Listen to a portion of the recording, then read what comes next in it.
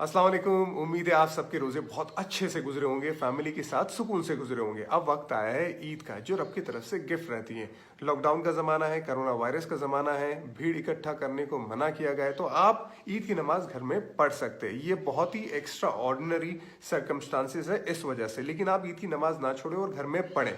इस्लाम के 4 school of thought से, अगर जो भी स्कूल ऑफ थॉट्स के हिसाब से अगर आप घर में ईद की नमाज और खुतबा नहीं पढ़ सकते, ये अलग बात है। ये वीडियो उन लोगों के लिए जिनको घर में ईद की नमाज पढ़नी है। बहुत सिंपल है। ईद की नमाज और जो बाकी की नमाजें रहती है उसमें सिर्फ इतना फ़र्क रहता है कि ईद की नमाज में 6 ज़ायद तकबीरें रहती है। आपने ईद की नमाज की नीयत बांधी, आपने सना पढ़ी, सना पढ़ने के बाद आपको अपने हाथ कान की तरफ ले जाने, अल्लाह अकबर कहना है, हाथ छोड़ देने।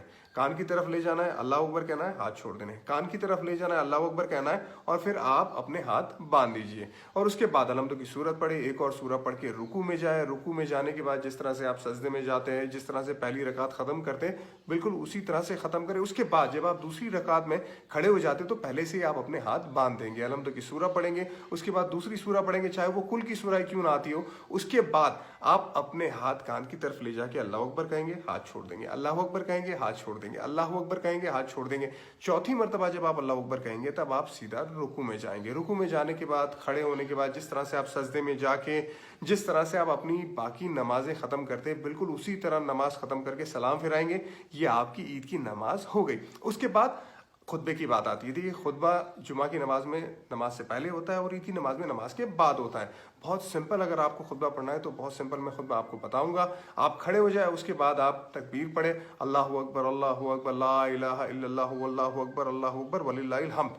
ये पढ़ लिया आपने। उसके बाद अलहम्द की सूरत पढ़ी, उसके बाद आप बैठ गए। ये आपका पहला खुतबा ख़त्म।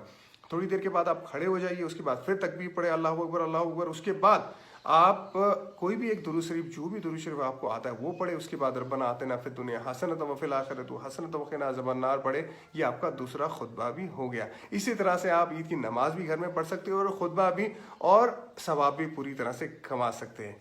ईद मुबारक आप सबको।